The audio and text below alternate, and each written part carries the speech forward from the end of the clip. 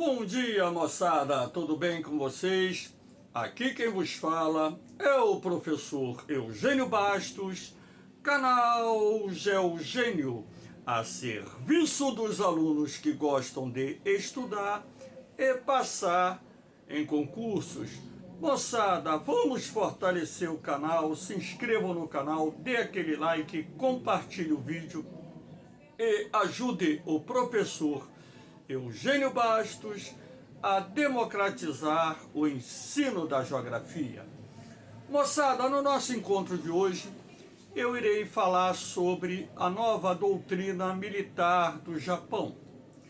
Então, depois da derrota do Império Japonês na Segunda Guerra Mundial, a nova Constituição japonesa caracterizou-se por ser uma Constituição pacifista, ou seja, o Japão não poderia ter forças armadas que pudessem ameaçar qualquer outra nação, vizinha ou não do país. Sendo assim, as autodefesas do Japão foram criadas apenas para defender o seu território em caso de uma ameaça externa. E como os Estados Unidos mantém até o dia ou os dias atuais bases militares em território japonês, ficou sob responsabilidade dos Estados Unidos, por exemplo, a defesa do território japonês em caso de uma guerra travada, por exemplo, com a extinta União Soviética, uma guerra travada com a República Popular da China, enfim. Então, as Forças Armadas japonesas tinham uma capacidade militar muito limitada e, dessa forma, com o crescente poder bélico da China, com o crescente poder bélico da Coreia do Norte e com a crescente ameaça procedente da Rússia, o governo japonês já há alguns anos vem aumentando as suas despesas militares, ou seja, destinando um volume maior de recursos para poder melhor preparar as autodefesas do Japão para caso de uma ameaça militar procedente de qualquer país que se encontre na região. Então, que fique bem claro, existem 3 países que constituem nesse momento algum tipo de ameaça militar ao Japão: a República Popular da China, a Coreia do Norte e a Rússia. E dessa forma, com o crescimento das ameaças militares em relação aos interesses políticos, econômicos, territoriais e militares do Japão, o governo japonês decidiu aumentar os investimentos, ou seja, as despesas com defesa, ampliando assim a sua capacidade militar. E agora, dentro dessa nova doutrina militar que o Japão está lançando, inclusive se prevê para os próximos 5 anos, ou seja, de 2022 até 2027, dobrar os gastos militares. O Japão atualmente destina cerca de 1% do produto interno bruto para as despesas militares, e a previsão é que até em 2027 essas despesas passarão a ser de 2% do PIB. Como o PIB japonês na atualidade gira em torno de 5 trilhões de dólares, então é bem possível que essas despesas militares cheguem à casa dos 100 bilhões de dólares ou até um pouco mais no ano de 2027. E dessa forma, o Japão procura melhorar a sua capacidade de resposta em caso de uma agressão militar procedente da China, da Coreia do Norte ou da Rússia. Então é isso que nós vamos analisar, né, o porquê dessa revisão da doutrina militar japonesa. E também há já algum tempo se discute no Japão a possibilidade de se rever a Constituição japonesa, que é uma Constituição de cunho pacifista, para que o Japão de fato possa ter uma capacidade de resposta em caso de uma agressão militar procedente de qualquer país, não seja só da região dessas três ameaças iminentes que eu citei, mas também, num futuro, uma ameaça procedente de qualquer outra nação. Espero que vocês gostem do nosso encontro. Havendo qualquer dúvida, deixe a sua pergunta lá na parte dos comentários, que eu terei o máximo prazer de responder. Lembrando que esse tema poderá ser amplamente explorado em 2023, podendo inclusive cair na prova da SpaceX do ano de 2023 e também em alguns vestibulares realizados no Brasil afora.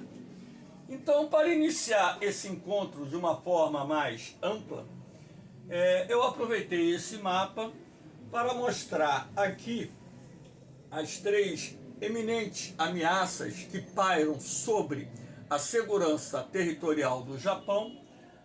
A mais importante procedente da China, que hoje é o segundo país que mais investe, ou seja, que detém o segundo maior orçamento militar do mundo. E sendo assim, a capacidade militar da República Popular da China aumentou de forma significativa nas últimas décadas. Tanto é assim que hoje, por exemplo, a República Popular da China possui a maior marinha de guerra do mundo em termos quantitativos, ou seja, em termos de embarcações, de uma forma geral.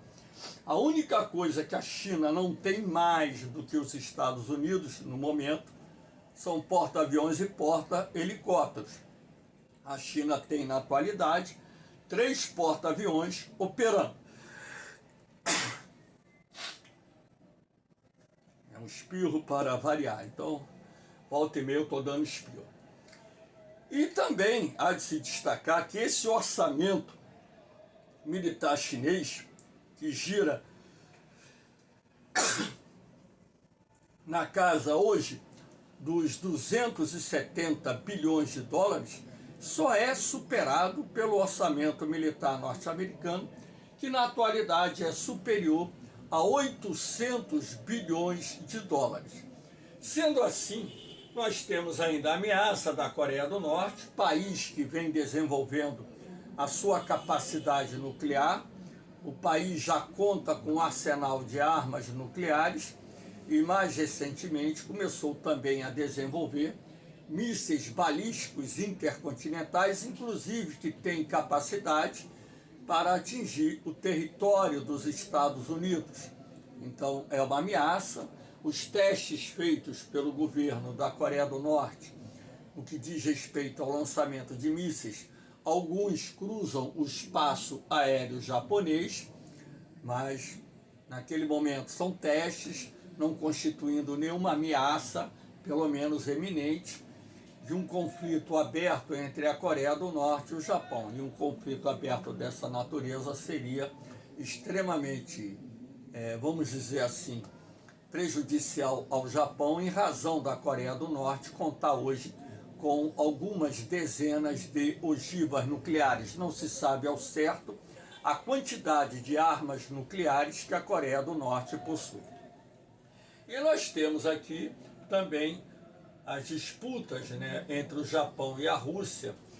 Existem ilhas que fazem parte do arquipélago das Kurilas, que são disputadas pela Rússia e pelo Japão, ilhas estas que foram inclusive ocupadas durante a Segunda Guerra Mundial pelo exército russo. Então, dessa forma, ainda há pontos de litígio entre o Japão e a Rússia, e a recente aliança militar firmada entre a Rússia e a China aumentou as preocupações das autoridades japonesas no que diz respeito a um eventual conflito entre o Japão, a Rússia, a China e até mesmo a Coreia do Norte. Então, aqui em verde nós temos citado, o laço estratégico, que é com os Estados Unidos, país que se responsabiliza em promover uma defesa, tem um tratado, um acordo de defesa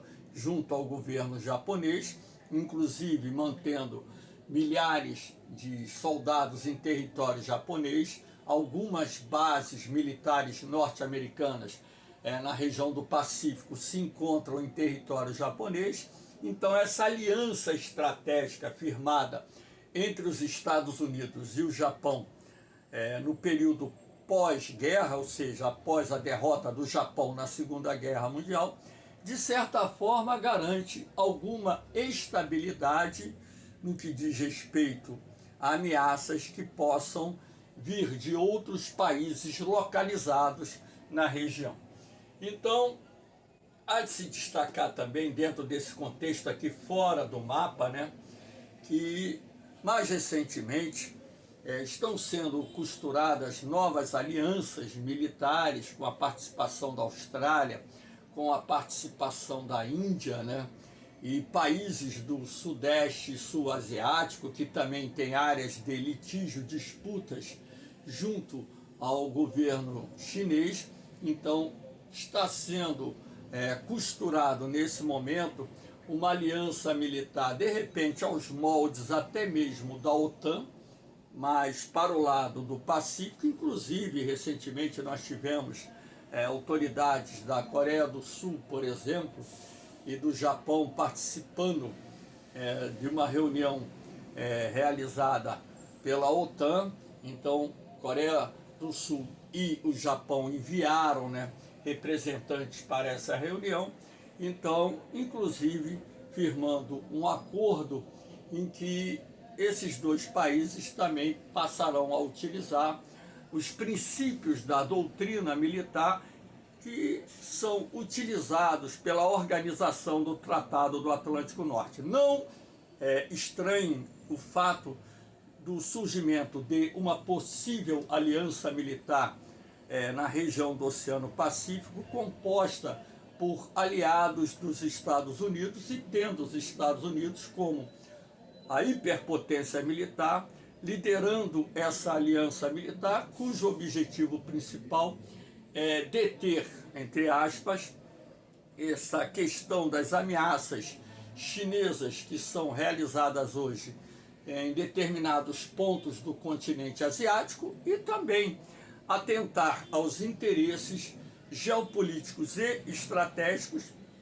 dos Estados Unidos, Coreia do Sul, Japão, Austrália e outros países da região que queiram se juntar a esses países no desenvolvimento de uma política ou de uma aliança militar que possibilite atender os interesses geopolíticos, econômicos e estratégicos desses países. Então, essa questão da geopolítica sempre é bom ser citada, porque atrás de qualquer movimento no sentido militar tem a questão geopolítica estratégica dentro de um contexto bem mais amplo. Então isso vocês têm que ter em mente, porque tudo que envolve relações internacionais também está direta e indiretamente relacionada à questão geopolítica de cada país.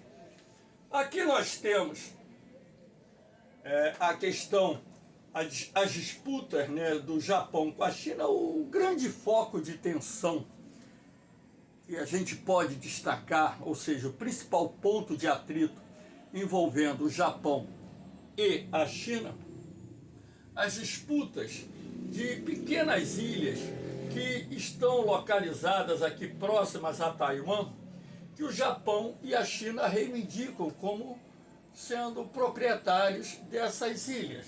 Então, as ilhas de Senkaku, que é o nome dado pelos japoneses, e de Aoyu, que é o nome dado pelos chineses. Então, na verdade, essas ilhas são pequenos rochedos inabitados e, de repente, vocês vão perguntar, mas por que pequenos rochedos inabitados, né, podem gerar uma disputa, uma área ou um ponto de atrito entre a segunda e a terceira maiores economias do mundo? Ora, não é a questão de serem rochedos, mas sim aquilo que envolve a área que se encontra no seu entorno, que nós chamamos de zona econômica exclusiva, onde ali você tem o potencial de exploração da pesca, o potencial de exploração, de repente, de hidrocarbonetos, que porventura podem estar no subsolo da plataforma continental. Você tem, por exemplo, a possibilidade de se encontrar ali algumas terras raras, que são minerais que hoje têm um grande valor estratégico para a indústria. Enfim, então, na verdade, né, você tem os interesses econômicos voltados a essa questão dos frutos do mar, zona pesqueira, né? Lembrando que o consumo de peixes é muito grande no continente asiático, é a principal proteína animal, por exemplo, consumida no Japão, na China. Você tem a questão dos hidrocarbonetos que podem ser encontrados na região da plataforma continental, e você tem a possibilidade de serem encontrados ali minerais raros, terras raras. Então é o interesse econômico que dita essas disputas entre a China e o Japão sobre esses rochedos que formam o pequeno arquipélago de Senkaku. Então, na verdade, né, é Senkaku, né, ou de Aoyu. Na verdade, esses pequenos rochedos que estão localizados nessa região, bem distante, né, das 4 principais ilhas do arquipélago japonês e bem mais próximos de Taiwan, gera esse ponto de atrito que coloca em rota de colisão interesses do Japão e da China. Então tem que ficar muito atento a essa questão, que eu considero o principal ponto de atrito entre esses dois países. Aqui nós temos os gastos militares. Vocês vão perceber os gastos militares de 2021.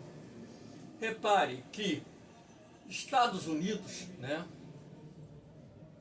esses gastos aqui aparecendo 3,9 trilhões de reais, né, na verdade, né, se nós convertermos isso para real, daria um pouco mais de 800, converter para dólar, daria um pouco mais de 800 bilhões de dólares. Aqui, a China, esses 293 bilhões, aqui não, já está bem defasado, tá? Porque só em dólares a China tem gasto mais de 200 bilhões de dólares no seu orçamento militar. Aí aparece aqui a Índia, né, em terceiro lugar, com um orçamento militar bastante expressivo, acima de 70 bilhões de dólares, aqui o símbolo também está errado atualmente. O Reino Unido com gastos acima de 68 bilhões de dólares, e a Rússia com gastos em torno de 65 bilhões de dólares. Então aqui houve um erro, né, na colocação desses símbolos, deveria ter sido colocado esses 4 aqui em dólar, ou então feito a conversão para o real. Então houve um erro aqui do autor disso aqui. Agora, esse aqui que está em real, correto, corresponde aos gastos dos Estados Unidos, só que os gastos atuais dos Estados Unidos são superiores a 800 bilhões de dólares, o que dá aproximadamente aqui esse valor que aparece em destaque. Aqui nós temos, né, uma outra questão, que é as disputas do Japão com a Rússia. Como eu disse, né, no período do pós-Segunda Guerra, quando a Rússia ocupou parte das ilhas que formam o arquipélago das Kurilas, então o Japão tem reivindicado, junto ao governo russo, a devolução desses territórios que, historicamente, de acordo com os japoneses, pertencem a eles. Só que a Rússia ocupa parte dessas ilhas, onde inclusive mantém bases militares, e até o momento tem se negado a devolver esses territórios ao Japão. Então isso tem gerado o quê? Uma área de atrito, uma área de disputa entre o Japão e a Rússia. Inclusive, até hoje, Rússia e Japão não assinaram um acordo de paz em função dessas disputas territoriais que envolvem as Ilhas Kurilas. Numa guerra convencional, a Rússia teria algum tipo de dificuldade. Eu vou ser bem sincero, algum tipo de dificuldade, até mesmo porque o Japão teria meios maiores, né, de promover, né, uma guerra, vamos dizer assim, de ocupação a essas ilhas. Só que o poder da Marinha Russa é muito grande. O poder naval russo é muito grande, é um dos maiores do mundo, né? Hoje, se não me falha a memória, é a terceira maior marinha de guerra do mundo. Só que, mediante ao desenvolvimento dessas novas tecnologias, inclusive com mísseis de longo alcance, mísseis navais de longo alcance, isso criaria uma dificuldade muito grande para que os russos pudessem desembarcar mais tropas nos territórios ocupados por eles em caso de um conflito militar. E o Japão, como é um país tecnologicamente avançado e vem desenvolvendo também o seu escudo antimíssil, não conta única e exclusivamente com armamento fornecido pelos Estados Unidos, a indústria bélica japonesa tem avançado bastante, a Marinha de Guerra do Japão tem ampliado a sua capacidade operacional com a incorporação de novos navios de superfície submarinos e agora a conversão de porta-helicópteros em porta-aviões, dando-lhes uma maior capacidade operacional. E uma guerra entre o Japão e a Rússia seria uma guerra um tanto quanto complicada dentro do campo convencional, lembrando que a Rússia, por ser uma potência nuclear, seria uma ameaça muito grande, né, ao território japonês. Agora, dentro de uma guerra convencional, os russos teriam algum tipo de dificuldade mediante um enfrentamento armado junto ao Japão. Nós temos visto, inclusive, essa guerra que está sendo travada entre a Rússia e a Ucrânia, que já está próxima de completar um ano, né? Tem 10 meses, agora dia 24 de dezembro, o conflito vai completar 10 meses e os russos tiveram poucas conquistas, né, numa guerra de terra, uma guerra de superfície junto ao exército ucraniano, que em função do recebimento de armas das potências ocidentais tem conseguido enfrentar o exército russo, não só causando grandes prejuízos materiais, como também a morte de muitos soldados. De acordo com analistas internacionais, a Rússia já teria perdido mais de 100 mil combatentes, entre mortos e feridos, na guerra contra a Ucrânia. De acordo com as informações do governo ucraniano, até o dia de ontem, essa aula está sendo gravada hoje, 17 de dezembro de 2022, então até o dia de ontem, os russos teriam perdido 97.200 combatentes na guerra contra a Ucrânia. Números oficiais da Ucrânia. Isso não quer dizer que esses números estão 100% corretos, até mesmo porque num conflito armado a gente sabe que existe o superdimensionamento dos dados de um lado e do outro. Agora, pode ser verdade? Pode. Pode ser mentira? Também pode. Então, mas o certo é que a Rússia, uma grande potência militar, ela acabou não conseguindo derrotar o exército ucraniano numa guerra relâmpago, porque eles acreditavam, e eu também acreditei, que no máximo em um mês a Rússia derrotaria a Ucrânia. E o que nós estamos vendo, inclusive, né, são duros combates, com a Ucrânia tendo recuperado parte do território que perdeu para a Rússia, e a guerra continua e não há previsão para o seu término tão cedo. Então acredito eu, inclusive, que a Rússia não abriria uma outra frente aqui do lado, por exemplo, oriental, numa guerra contra o Japão. Até mesmo porque ela teria dificuldades numa guerra convencional, em função das forças armadas do Japão, da autodefesa do Japão, serem muito bem equipadas, contando com equipamentos, inclusive de última geração. Aqui nós temos a questão da Coreia do Norte, né? É uma ameaça eminente ao Japão, não que eu considere que a Coreia do Norte poderia invadir o território japonês, isso não, eles não têm capacidade. A Marinha de Guerra da Coreia do Norte não tem os meios necessários para tentar invadir o território japonês, mas um ataque nuclear poderia ser feito pela Coreia do Norte, desde que o país se sentisse ameaçado. Então, em função do desenvolvimento dessa capacidade da Coreia do Norte em produzir armas nucleares e mísseis balísticos de médio e longo alcance, isso também tem pressionado as autoridades japonesas a aumentar os investimentos em segurança, ampliando a capacidade de resposta do exército japonês, das forças armadas japonesas, em caso de um ataque procedente da Coreia do Norte, ou até mesmo em caso de novos testes nucleares que pudessem evidenciar uma ameaça eminente à segurança territorial do Japão. Aqui nós temos a recente aliança feita por representantes da Coreia do Sul, do Japão e dos Estados Unidos.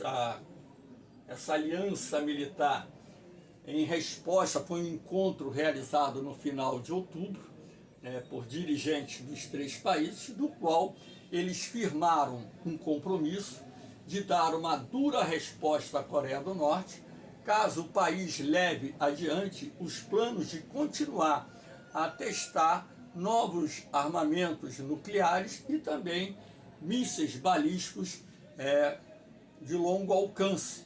Então, essa aliança militar foi costurada e a resposta dada pelos três representantes dessas três nações é que essa aliança daria uma dura resposta caso o governo da Coreia do Norte levasse adiante, essa política belicista que vem desenvolvendo há algum tempo. Agora, o ditador, o presidente Kim Jong, ele tem dito que a Coreia do Norte tem todo o direito de produzir seus armamentos, a sua capacidade de defesa, mediante o cenário internacional, as ameaças que pairam no ar, a segurança da Coreia do Norte. Agora, quanto a isso, a gente também não pode questionar. O país, eu acho que tem o direito de desenvolver o seu poder de dissuasão. Então, se você desenvolve o poder de dissuasão, você, de certa forma, garante a segurança do seu território, evitando, assim, qualquer ameaça militar que venha da Coreia do Sul, que eu não acredito que seja uma ameaça militar da Coreia do Norte, dos Estados Unidos, do Japão ou de qualquer outro país. Até mesmo porque você tendo um arsenal de armas nucleares, ninguém iria atacar o seu território sabendo que poderia ter uma retaliação, um ataque com artefatos nucleares que certamente causariam milhões de mortes. Aqui, para que vocês tenham uma ideia, algumas imagens do que o Japão possui. A Marinha de Guerra japonesa possui uma grande quantidade de submarinos, navios de superfície, vem convertendo seus porta-helicópteros em porta-aviões. E aqui nós temos a Força Aérea do Japão, que já conta com F-35, que é um caça de sexta geração, considerado na atualidade o caça mais moderno do mundo. É o caça furtivo, que constitui a espinha dorsal da Força Aérea dos Estados Unidos. Em função da parceria entre Estados Unidos e Japão, o Japão tem adquirido vários F-35 e, dessa forma, dando à Força Aérea Japonesa uma capacidade de resposta, de interceptação bastante significativo, até mesmo porque esse caça é realmente terrível. Em função de ser um caça furtivo, é difícil de ser detectado, né, por radares, e como ele utiliza aqueles mísseis ar-ar de longo alcance, que você dispara e esquece, ele vai até o seu alvo. Então, quando o míssil aparece no radar do avião que será atingido, você contar até 10 e rezar, tentar injetar a poltrona e tentar se salvar, porque são caças com uma letalidade muito grande, ou seja, com um poder de destruição muito grande. O Japão tem desenvolvido agora uma geração de mísseis hipersônicos, que é a nova geração de mísseis. Países como Estados Unidos, Rússia, China, Inglaterra, França e por aí vai, até o Brasil está avançando suas pesquisas nessa área, tem desenvolvido a capacidade de produção dos mísseis hipersônicos, que são extremamente difíceis de serem abatidos. Então, esses mísseis têm uma letalidade muito grande. A ideia do governo japonês é criar um arsenal de mísseis hipersônicos para garantir a segurança do território. Aqui nós temos o sistema Patriot, que é um sistema de defesa aérea do Japão, desenvolvido pelos Estados Unidos. São mísseis interceptadores. Então, eles foram criados num programa desenvolvido há muito tempo atrás pelos Estados Unidos, chamado Guerra nas Estrelas. E o Japão possui várias baterias de mísseis Patriot, e dessa forma consegue garantir a segurança de algumas áreas vitais e estratégicas do país. Não digo todo o país, porque teria que ter uma grande quantidade de baterias desse tipo. Aqui nós temos o Type 10, que é um carro blindado desenvolvido pelo Japão, que é considerado um dos mais modernos tanques de guerra do mundo. Então o exército japonês ele conta com material bélico muito sofisticado, inclusive considerado de grande avanço tecnológico, de grande capacidade operacional e poder de destruição. E aqui nós temos a imagem do míssil Tomahawk, que foi desenvolvido pelos Estados Unidos, que é um míssil de cruzeiro, que também tem uma letalidade muito grande. E a ideia do Japão, inclusive, no primeiro momento, é adquirir 500 mísseis Tomahawk dos Estados Unidos e desenvolver também no seu território mísseis que tenham essa mesma capacidade do Tomahawk de atingir alvos localizados em regiões distantes, em resposta a qualquer eventual ataque militar desenvolvido contra o território japonês. E assim como o desenvolvimento de uma grande gama de novos equipamentos militares, lembrando a vocês que o Japão é um dos países tecnologicamente mais avançados do mundo. Então, a partir do momento em que o governo japonês ele passe a investir mais em segurança, defesa, dando aos centros tecnológicos, à indústria bélica japonesa, os meios financeiros necessários para o desenvolvimento de equipamentos militares mais sofisticados e que possam não só garantir a segurança do território japonês, mas também um poder de resposta em caso de agressão armada, aí o Japão, de certa forma, ele estaria garantindo a soberania do seu território. E eu acredito até mesmo que lá na frente, isso tudo é possível, que o governo japonês possa rever essa política nuclear, de não desenvolver a bomba atômica. Então, o Japão ele tem essa capacidade tecnológica para o desenvolvimento da bomba atômica e, de fato, se uma ameaça militar pairasse a segurança do território japonês, eu acho que o Japão partiria também para o desenvolvimento de armas nucleares, de forma a criar um poder de dissuasão que inibisse qualquer tentativa da Rússia, da Coreia do Norte, ou da China, ou de qualquer outro país no futuro, de atacar o território japonês. Moçada, eu espero que vocês tenham gostado do nosso encontro, né? Então, vamos aqui encerrar a nossa aulinha pedindo a vocês que compartilhem o vídeo, dê aquele like, ou deixe os seus comentários. Se tiver dúvida, faça uma pergunta, faça sugestões também, dê sugestões. Professor, eu poderia gravar uma aula sobre esse tema tal?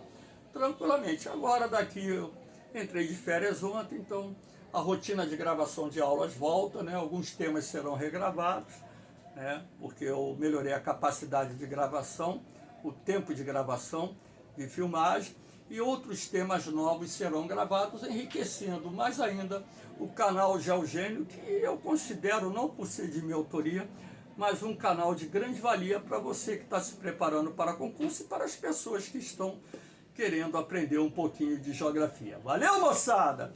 Um beijão no coração de vocês, um forte abraço, fiquem com Deus, eu vou, mas eu volto, hein? Fui!